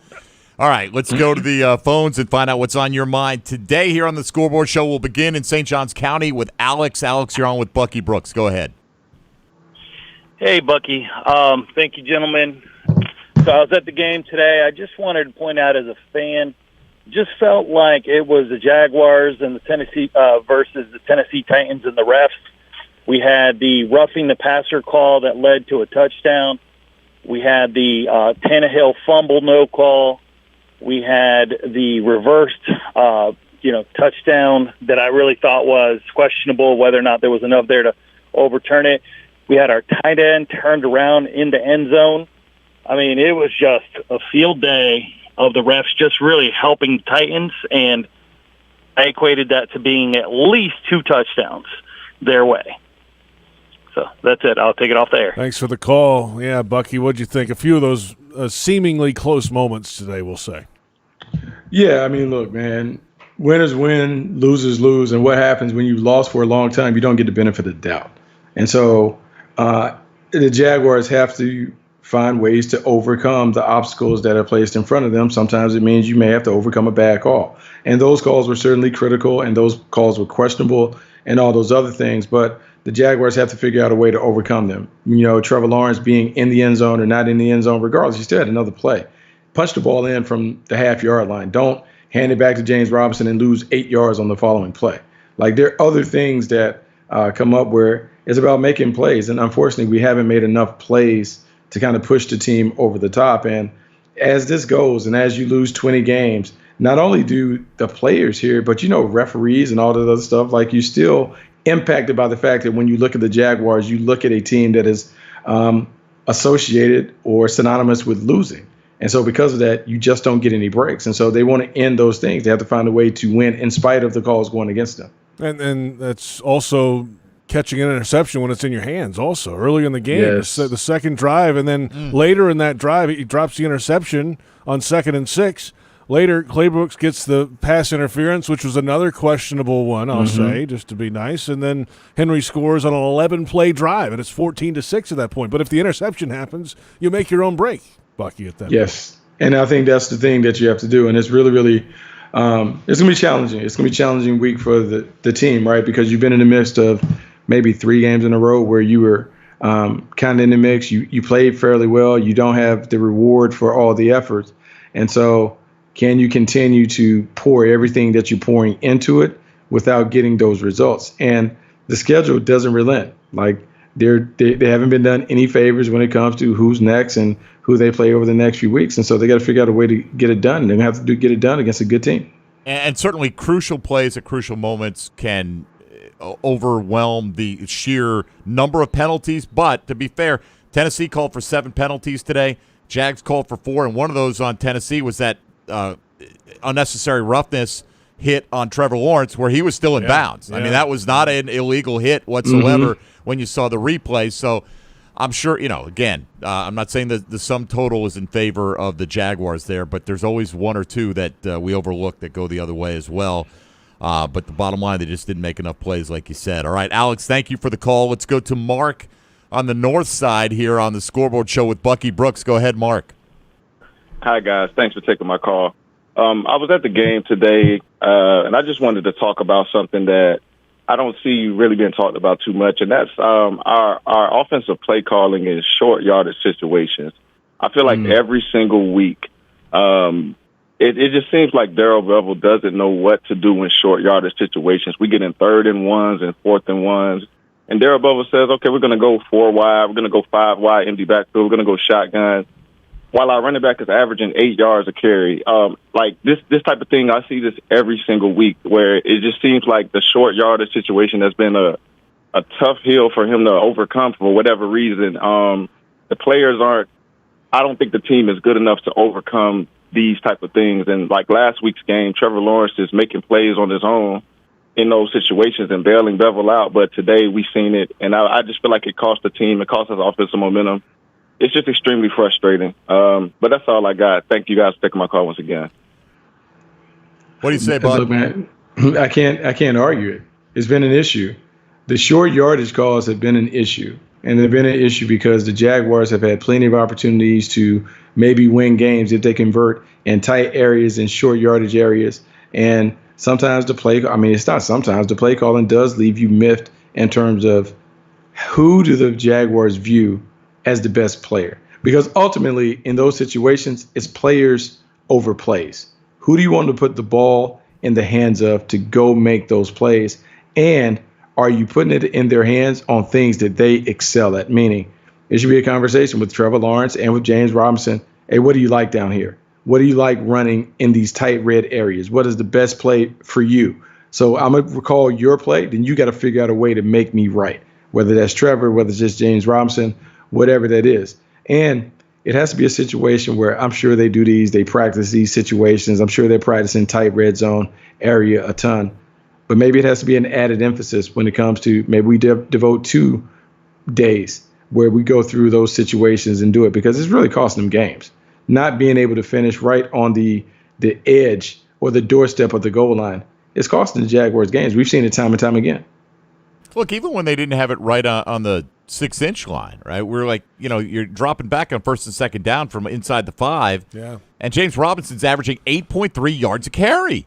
Give him a shot on one of those downs, and obviously they didn't. And Trevor goes with what was a design quarterback run, almost gets it in, doesn't, and leads to that situation that we've been talking about. I found it interesting the way Urban Meyer characterized it too, Bucky, not only talking about how with the big press conference, how Trevor Lawrence isn't comfortable with the quarterback sneak, which Trevor Lawrence denied, but then saying, we don't need to micromanage it in there, but Carlos Hyde was running well too, as if to say, what was Carlos Hyde doing in the football game? Well, if you don't want Carlos Hyde in the football game, I believe Urban Meyer's got veto power over Darrell Bevell's play calls and personnel packages. So make sure he's in the football game. And the other part of it too, Bucky, is they didn't block it up either. I mean, they certainly didn't run do that. was blown up, and no matter who was standing in the backfield, if it was Derrick Henry back there, he would have gotten hit in the backfield too, or had to try to go wide, and that's where the play really ended. Was they couldn't really block it up, and they rolled up Linder and the rest of them.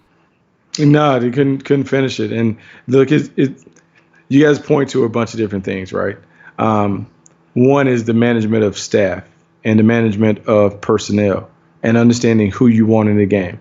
And as the head coach, no matter what it is and no matter how democratic or diplomatic you want to be when it comes to the staff, there's certain things where you have to step in and let it be known. Had a conversation with Jimmy Johnson a year ago. And he talked about, as a head coach, your job is to make sure that the assistant coaches know when you want something done, they have to do it. And so if you don't want Carlos Hyde in the game, you tell them, get Carlos Hyde out of the game. I want this in. That's what the head coach does. And they have to comply with your wishes. And so some of that is, I don't know whether he's been deferential to his coordinators. Sometimes when you're the head coach, you got to step in there. And if that's not what he wanted to see, then he has to make sure that he doesn't see that he sees exactly what he wants in those critical situations. Because ultimately, as the head coach, you're judged by the outcome of those plays. Final thought on this before we take a timeout, Bucky. At what point does Trevor Lawrence get a green light to change something? If he sees the sneak open, just call it. I mean, you see that with a lot of veteran guys get to the line. Tom Brady. I got people sending me YouTube videos of Tom Brady sneaking on 4th and 1. He's done it his whole career. At what point does he get that ability, or can he just do that now? I mean, if you ask me, he can do it now if he wants to. He's number 1 overall pick. And in light of the circumstances and situation that is taking place, the owner is certainly going to bless him with the green light to be the franchise quarterback and to make franchise quarterback decisions.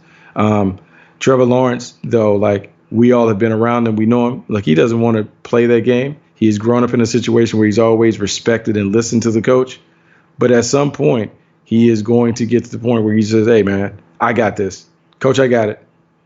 And you have to trust him, because he's good enough. I think he's already shown us that he's trustworthy when it comes to being able to handle those situations. Got to let him play, man. You got to ride him. He is the franchise quarterback, and you can see it. You got to let him be the franchise quarterback. 904-355-NFL1, 355-6351. Some phone lines open. More of your calls will be here until 6:15 after a Jaguars loss in week number 5. Titans 37, Jaguars 19. This is the Scoreboard Show on Jaguars Radio. Are you suffering from shoulder pain? If you have clicking and popping in the shoulder joint, persistent pain that intensifies with use, an inability to lift your arm over your head, or a tingling, burning sensation in the shoulder, elbow, or wrist, waiting to see a doctor could make your injury worse. Baptist Health and Jacksonville Orthopedic Institute have innovative and effective treatment options available right now to relieve your pain and restore your mobility. Don't wait. Call 904-JOI-2000. Great teams leave it all on the field. But with the powerful towing and payload that Ford F-150 delivers, you can take it all with you, too. No wonder Ford F-Series is America's best-selling truck 44 years straight. The 2021 Ford F-150, built for greatness. Visit your local Ford dealer or buyfordnow.com. Based on 1977 to 2020 calendar year total sales. At VyStar Credit Union, you inspire us to deliver on our promise to do good for our members and our communities. That's why we offer more banking options, like better rates and no hidden fees. We also give back, donating several $1 million to hundreds of nonprofits each year. Better financial lives, stronger communities.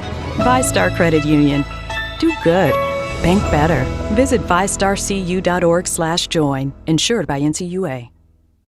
We all want to look and feel our best, so why not take the next step with a consultation with Dr. Patrick Basil, board-certified plastic surgeon.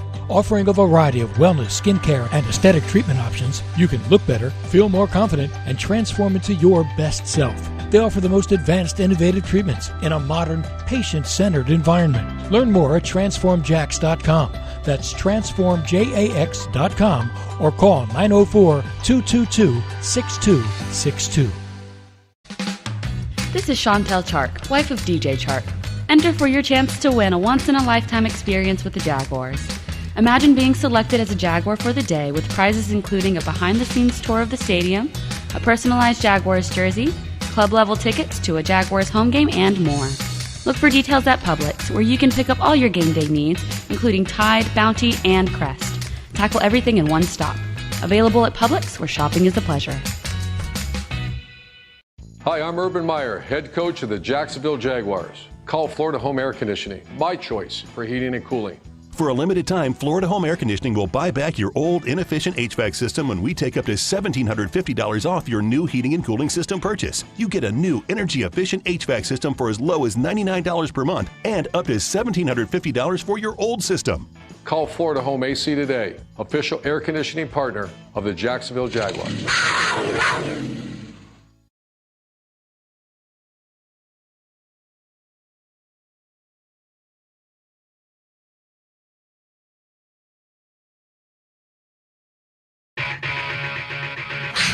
The Jaguars Scoreboard Show continues right now.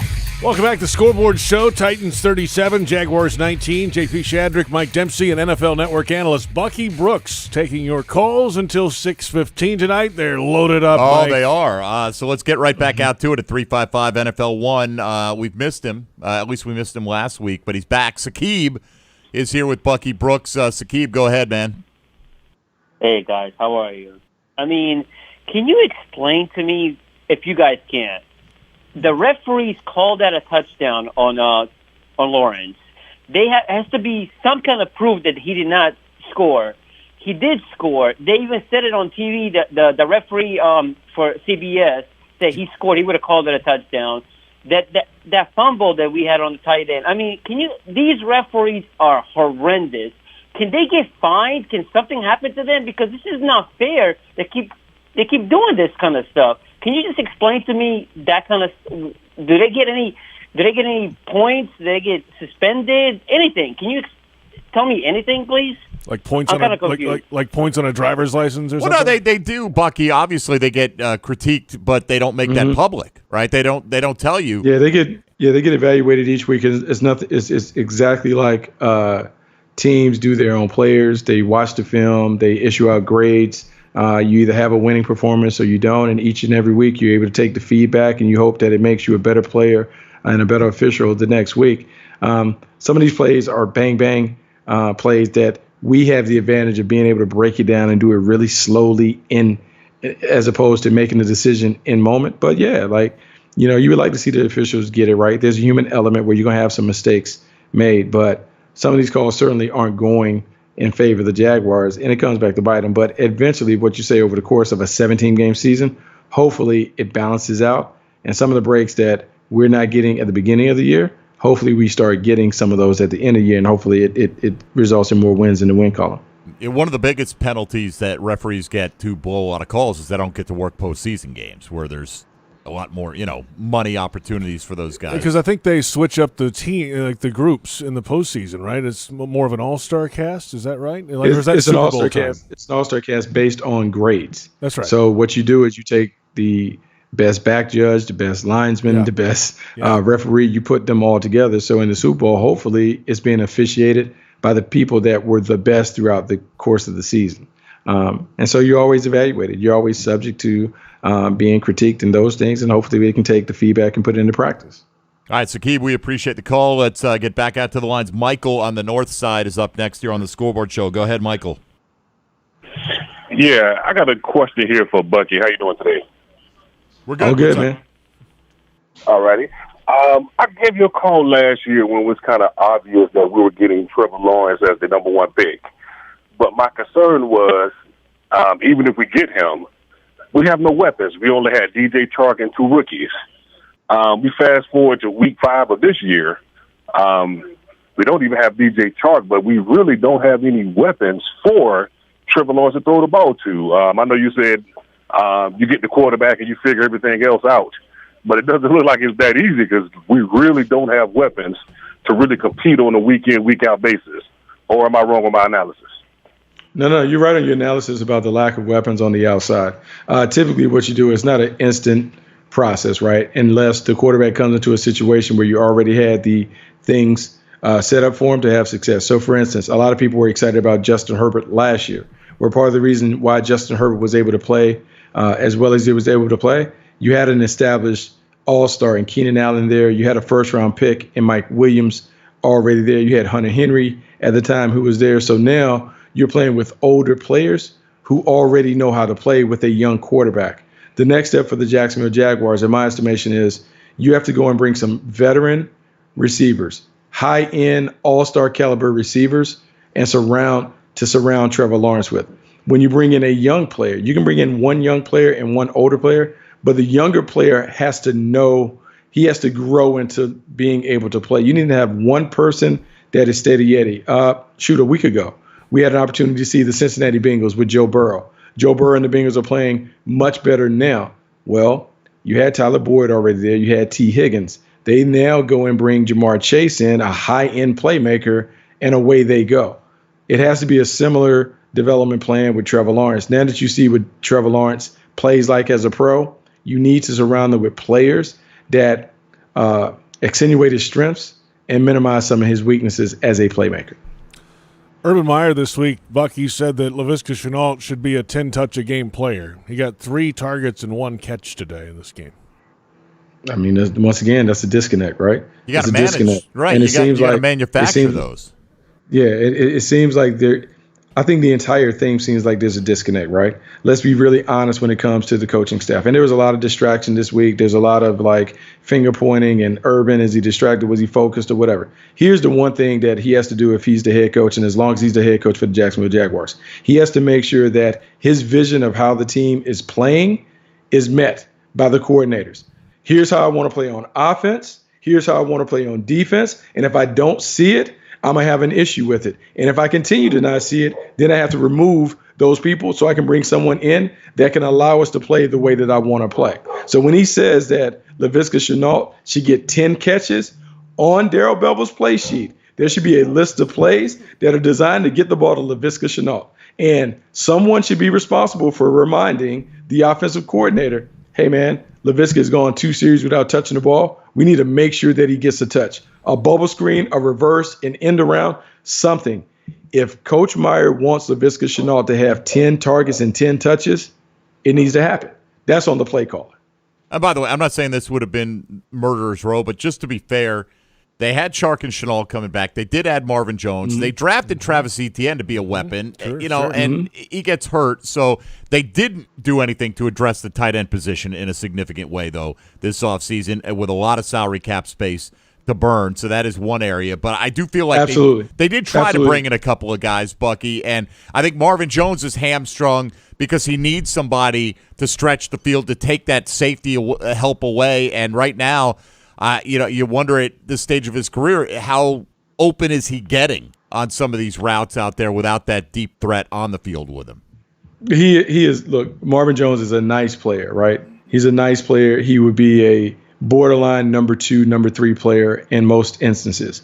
But what I'm talking about and what I'm saying, if you really want Trevor Lawrence to maximize his potential, then the player you bringing in needs to be akin to what Stephon Diggs is to Josh Allen, what Keenan Allen is to Justin Herbert, what Amari Cooper and CeeDee Lamb are to Dak Prescott. It's not a coincidence that the top quarterbacks, particularly the young ones, typically have an all-star caliber playmaker. So, and when we're talking about all-star, our standard should be, I want a player that plays like Julio Jones played in his prime. I want a player that is clear and apparent. Jacksonville, I want a player that dominates the game like Jimmy Smith dominated the game in his prime. So I don't want a nice player. I want a dominant player. And sometimes you got to open up the coffers to do that. But for the Jacksonville Jaguars to go next level with Trevor Lawrence, those are the kind of players that need to be around him on the outside. So he doesn't have to worry about, can this guy win in this situation? No, we're bringing in an A-level player, so we know he's going to win. So now it's just pitch and catch on the perimeter. We'll take a timeout. Plenty of time ahead. We'll be here until 6:15, taking your calls. 355-NFL1, 355-6351. It's the Scoreboard Show on Jaguars Radio. Hard Rock Sportsbook is coming to Florida. Join the Seminole Tribe of Florida and Hard Rock for safe, trusted, and completely legal sports betting. Go to hardrocksportsbook.com to get all the latest details leading up to launch. Play remotely from anywhere in Florida, including on your phone or computer or in person at Seminole Casinos. Want great promotions like free bets, odds boosts, and bonuses? Hard Rock Sportsbook will have all your favorite bets and promotions. Hard Rock Sportsbook, the best place to be a Jaguars fan. Coming soon. Must be at least 21 and physically present in Florida to wager. Concerned about gambling? Please call 1-800-522-4700. Any repeated physical activity puts stress on the body. Checking your phone, getting in the car, sitting at your desk, checking the phone, getting in your car, sitting at your desk, checking your phone for the 50th time today. If you do anything with regularity, you should get massaged with regularity. Massage Envy. Keep your body working. Regular body work makes the body work with massage, skincare, and stretch. Come in today for more information or visit massageenvy.com for more details. Committed to the team. Committed to the mission. At Navy Mutual, we're committed to providing high-quality life insurance to members of the military and their families. So our policies have no fine print and no military service restrictions. We don't work on commission. We're nonprofit, so we pass the savings along to our members. Because at Navy Mutual, our highest commitment is to you. Visit NavyMutual.org. Navy Mutual, insuring those who serve. At VyStar Credit Union, you inspire us to deliver on our promise, to do good for our members and our communities. That's why we offer more banking options, like better rates and no hidden fees. We also give back, donating several $1 million to hundreds of nonprofits each year. Better financial lives, stronger communities. VyStar Credit Union. Do good. Bank better. Visit VyStarCU.org/join. Insured by NCUA. Your family isn't like anyone else's. Your home shouldn't be either. At Dreamfinders Homes, you can build the home of your dreams in one of their 30-plus communities in Northeast Florida.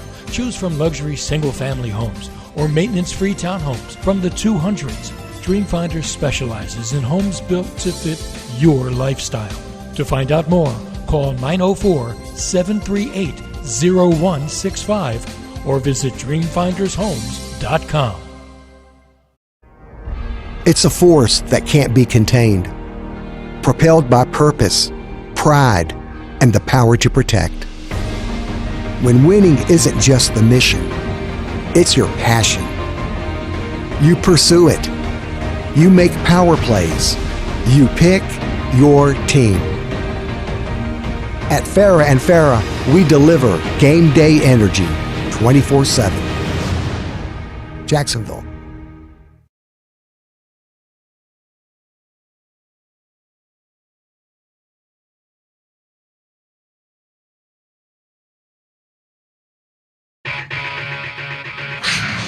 Jaguars Scoreboard Show continues right now. Welcome back, JP Shadrick, Mike Dempsey, and NFL Network analyst Bucky Brooks after a Jaguars loss in Week 5. Titans 37, Jaguars 19. The Jags are 0-5. The Titans are 3-2 and in first place and in command of the AFC South. The Jaguars are the third team in league history with 20 or more consecutive losses, joining the Chicago Cardinals in World War II. They lost 29 straight. And the Tampa Bay Buccaneers when they came in the league as an expansion team in 1976 and 77. They lost 26 games. The Jaguars are to 20 now, and they'll have to go to London next week to try to snap the skid against the Miami Dolphins at Tottenham Hotspur Stadium. We're reacting to this game, though, today. The Jaguars fell short in a rally try in the second half. They could not convert on a goal-to-go opportunity. It was 4th and an inch, and they could not score to make it a 5-point game. And there you have it. Final score 37-19. All right, let's get back out to it and get some more reaction here, guys. At 355-NFL-1. Starling checking in all the way from New York here with Bucky Brooks on the Scoreboard Show. Go ahead, Starling. Hey, guys. Thanks for taking my call. Listen, my expectations for the team this year were just to see Trevor Lawrence grow, hopefully win maybe 5 to 6 games. So the margin of error is very minute at best. But my thing I wanted to talk about is the officiating. I've seen maybe 3 or 4 plays where the officials came in and kind of what I call adjusted the game. The first pass that Trevor Lawrence threw, kudos to the Titans guy for putting a hat on the ball. Wasn't a football move. Should have been an incomplete pass. Turnover, touchdown, give the Titans 7 points. One drive that the Titans was moving on, 3rd and long. The quarterback gets hit. Clay Brooks has his arm wrapped around the receiver, uncatchable ball, pass interference, move the drive. They go and score another 14 points. They take away the Trevor Lawrence touchdown. And then to make matters worse, before the Trevor Lawrence touchdown, that controversial play, he threw a ball to number 85. The cornerback had his arm wrapped around the tight end. The referee actually pulled his flag out and tucked it back in. So, listen, the Jaguars, again, if they can win 4 to 5, maybe 5 to 6 games this year, I'll be happy. Watching Trevor Lawrence grow from week 1 with all the turnovers to managing the game better and getting better as weeks, progress is great to see.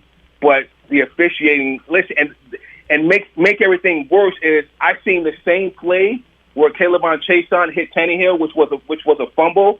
I'm watching the Chargers versus the Browns. Safety James hit Baker Mayfield in the back, and that was a fumble. But in Jacksonville, it's an incomplete pass. So I take my comments off the air. Thank you. Thank you. What do you say, Buck? Look, man, it's the theme. Like when you have losing ways and losing habits and you have a reputation for losing, you don't get the benefit of the doubt. And some of this is, it's just human nature, right? Referees refuse to bail out teams that they feel like have a tough time winning on their own accord. And subconsciously, they don't throw the flags in those 50-50 situations. And so the Jaguars, the first win, the win that snaps the streak, is going to be one where they have to overcome some hard stuff. And they have to figure out a way to get it done. And so we can sit and complain about the officiating and those things, but you have to make your own breaks. And you're not going to get breaks from the others until you show that you can win on your own. And so until the Jaguars start winning games, they won't get the benefit of the doubt in some of these calls. Let me ask your opinion, Bucky, on the Dan Arnold fumble that led to the first Titans touchdown on the fumble recovery run back. Did you think it was a football move? And did you think the Jaguars should have challenged the call? Well, I think you want to challenge those things, particularly I don't care how early in the game. Like, that was a pivotal play. So I think you want to challenge it just to make sure they got it right. It's such a bang play that you just don't know, like, whether it's a football move or not. But I do think if you're the head coach, you have to throw the flag out there because you're giving up points, and you just don't want to give up points. And so, it's tough, man. Like, those things happen. But at least challenge it and see it. And I know you don't want to burn up a timeout, but it's so early in the contest that it doesn't really matter. Well, they do review every scoring play, right? So did they look at that anyway? Yeah. And they just determined that it was a football move? I'm guessing they did anyway, just to confirm it. Yeah. And then it was so quick that they're like, yeah, it's going to stay. Yeah. That would be my guess. That could be the situation. That makes sense to me. Maybe. Yeah. All right. Well, that's unfortunate. I should know that. I should be on top of that. Well, but all scoring plays do have to be reviewable. Right. They are reviewable. It sounded like they kind of looked for a second. It wasn't a full replay, and it stands, and let's go. Yeah. All right, Starling, thank you for the call. Let's go to Michael in Sanford next up here on the Scoreboard Show. Michael, you're on with Bucky Brooks. Go ahead. Hey, thanks for having me on. So I wasn't able to hear the previous conversation, but I heard Bucky's response, so I'm guessing that I'm not the first person to call about the officiating. But so with that said, I mean, essentially, as I saw, we had the Dan Arnold fumble in the very beginning, in under a minute, which the announcers were on the TV broadcast said that they were really surprised that they didn't even give it much more of a look. Then on Tennessee's first touchdown drive, the phantom holding on Chris Claybrooks on a third down, Tannehill threw incomplete because Josh Allen like leveled him. Then holding uncalled PI on Dan Arnold later in the game as well in the end zone when Trevor threw for him. So that's 3. And then overturning Lawrence's rushing touchdown, there was an angle that showed that there was space between his knee and the ground with the ball over the line. Like there was an angle that clearly showed that.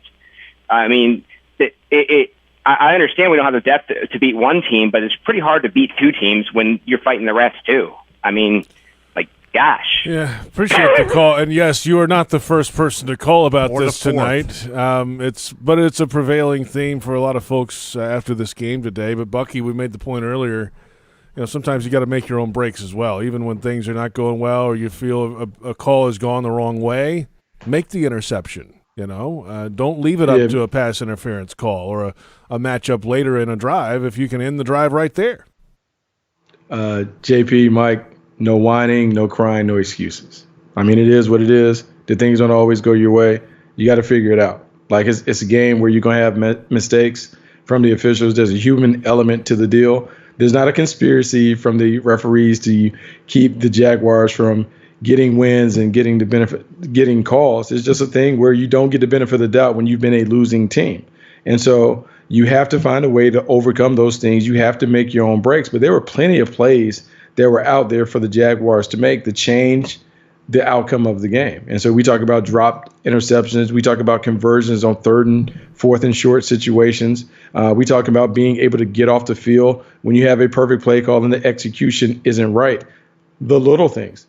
The Jaguars have to do the little things. And so until you're able to master the little things, we will continue to be in this rut where we're not able to turn the corner. We're not able to get a win.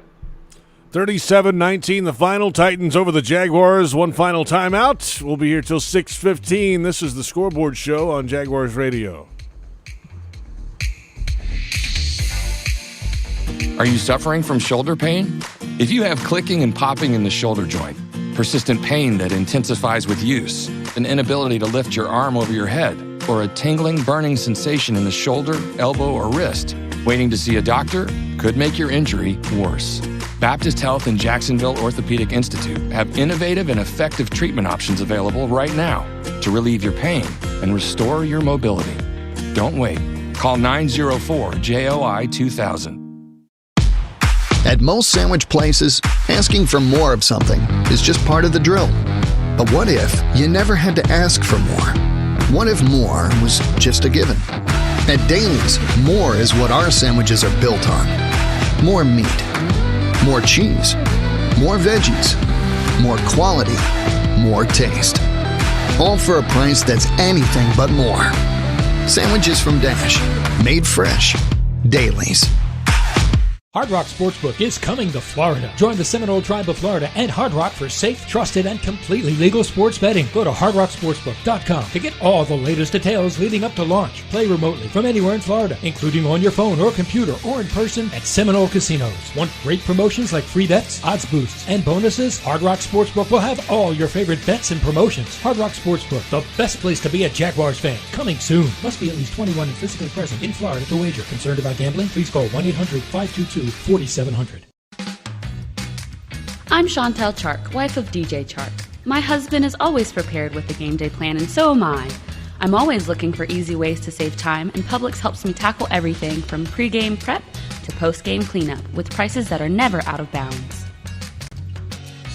This week at Publix. Olay Body Wash is $1 off. Available at Publix, where shopping is a pleasure. Fans like you have been told that going all out is going too far. But fans like you know better. You're the kind of fan who loves the team as much as your pet, who paints yourself for game days and dyes your pet's fur to match. You are a rare breed. You are a pet fanatic, equal parts pet obsessed and diehard sports fan. At Pet Paradise, they're crazy about pets too. The official pet care provider of the Jacksonville Jaguars. Pet Paradise. It's a new day in pet care. At VyStar Credit Union, you inspire us to deliver on our promise to do good for our members and our communities. That's why we offer more banking options, like better rates and no hidden fees. We also give back, donating several $1 million to hundreds of nonprofits each year. Better financial lives, stronger communities. VyStar Credit Union. Do good. Bank better. Visit vystarcu.org/join. Insured by NCUA.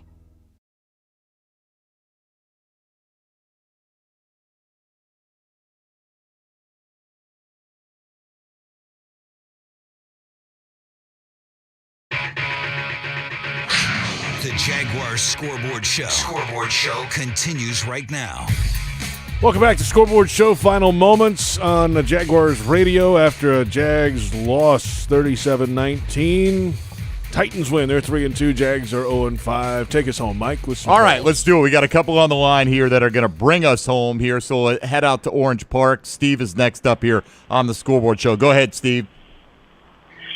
Hey guys, I hate to revisit this because I called the last caller in reference to this the referee issue, and I know it's old to hear it, but as I watch a couple of questionable calls, the end of the game's coming up, and I'm looking and I watch Trevor what looks like a touchdown, and they overturn it. So I was smart enough to Google and look up what's necessary to overturn the call on the field.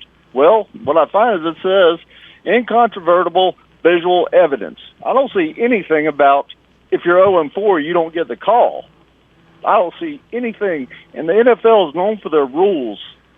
Well, I think we failed here. And I realize I'm a born Jacksonville fan, but we got crapped on. There's nothing else. It don't have anything to do with how many plays we had to make. Well, we made that one. We made it. And we got screwed on it. I'll take your comments. I appreciate the call and the passion there, but I mean there has to have been, Bucky, something they saw in New York or something that you just couldn't see on the screen or on TV. Apparently we didn't hear the TV announcers. Apparently they thought it was a touchdown too, Sterator and those guys, but there had to be something, or they would have made the call. Or they would have made a call. I mean, we've seen these things, and we can point to that call, we can harp on it and do all those other things, but, it was early enough in the game to be able to kind of move forward and get past it. And you don't like to see those things, and they're momentum changers and all of that, but you just kind of have to trust that something happened where the people in New York had a chance to look at it and say, no, we're good. It's over. It's a touchdown. Let's go on to the next. Yeah. All right, well, we are almost over, but we got one more here. One more. And we're going to get to Marty in Mandarin. Last word, Marty. Go ahead. Hey, guys, I'm actually on the dock trying to decompress as we speak. Just two quick questions, and I'll hang up and listen. One, do we have enough team leadership on this team to get over this hurdle? And two, will Meyer make it out of the bye week if we lose to the Dolphins? And I'll hang up and listen. Thank you. Thanks for the call. That's a good place to be on the dock, by the way, Bucky. Yeah, it is a good place to be on the dock. I'll start with the second part first. Yes, I think Coach Meyer makes it out of the bye week. I don't think it's that tenuous. I think a lot of that is on the outside. People that don't like him, people that didn't like him prior to the job. So you have a lot of that innuendo and a lot of those things filtering in. It wasn't going to be an immediate turnaround based on just the way the league is. It takes a while to kind of reverse the fortunes of a franchise that has lost for a long time. I think we need to understand that what the losing looks like over the past decade. What I would say is this. I think there's enough leadership in the locker room to be able to turn it around. But the guys who are the leaders have to be your best players. And the best way to lead is to really go and produce at a high level. So that means Trevor Lawrence, Josh Allen, Miles Jack. You can talk about James Robinson. some of those other guys, the best thing that they can do instead of the rah-rah is to focus on really just playing really well and kind of taking the bull by the horns when it comes to how this team plays. The best teams are led by players. They're player-driven leadership squads. And so the players have to step up, and the first thing they can do is step up, is looking in the mirror, making sure that your performance is at a high level. But the things can get done, and I think if you're the Jaguars, if anything, when it comes to this week, you're optimistic because you're playing a Dolphins team that has also been thumped repeatedly this season. And so as much as the Dolphins may be looking at the Jaguars as a get-right game, this should be the Jaguars looking at the Dolphins as a get-right game and to get off the snide game. Gotta do it, though. Gotta have it. Gotta go get it, though. Must do it. I mean, yeah. That's what it is. Or they have a 21-game losing streak. Or they won't. Or they won't, right. I mean, if they're not going to end the season if they don't win the game. Bucky, tough one again today, but we'll get back after it next week and head on to London. So we'll have a bunch of shows and everything we always have here on Jaguars.com and Jags Radio. We'll look forward to talking to you this week, man. Hey, man, let's do it. Let's. Bucky Brooks out of here, NFL Network analyst. Same to you, Mike. You guys will have Jaguars Today tomorrow. David Garrard will join us to recap this one. Won't that be fun? Yes. It'll be fun to talk to Dave. But we'll have Jags Drive Time in the morning on Jaguars.com, 10 o'clock. And then Jaguars Happy Hour, 4 to 6. Tony Baselli, and I'm sure Pete Prisco will have some things to say about the game as well. Usually does. He usually does. Thanks to our entire crew, Linda Fortunato, Joe Fortunato, Trent Padilla, Brent Reber, our entire Jaguars.com crew, Tony Smith. For Bucky Brooks, Mike Dempsey, I'm JP Shadrick. We will catch you next time. It's the Scoreboard Show on Jaguars Radio.